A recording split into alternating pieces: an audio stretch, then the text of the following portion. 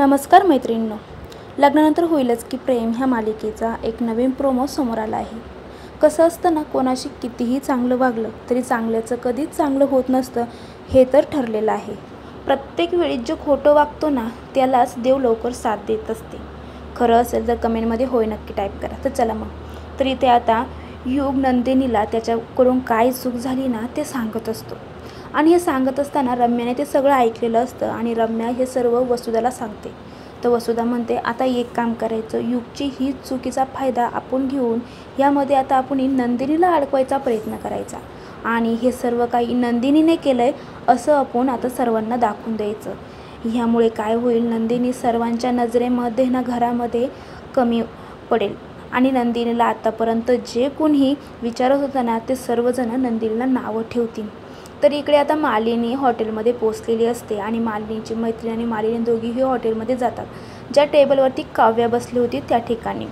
तर तिथे आता जे आणि के काढलेला असतो। तर मालिनीची मैत्रीण म्हणते, 5-5 तास ना तुझी सून काव्य आणि तो मुलगा ह्याच टेबलवरती बसून कॉफी पीत होते। तर लगेच मालिनी म्हणते, के फॉर काव्य होतं, पण जे फॉर काय आहे नेमकं? तर तिची मैत्रीण म्हणते, आता जे फॉर कोण आहे हे आपल्याला काव्य सांगू शकते। इथं आता मालिनीचं टेन्शन दुप्पट वाढलेलं असतं।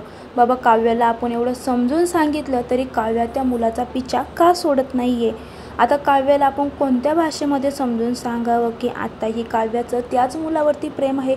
असे अनेक विचार इथे आता मालिनीच्या डोक्यामध्ये शिरत असतात। तर मालिनी आता काव्याला जाब विचारणार आहे की जे फॉर कोण आहे म्हणून।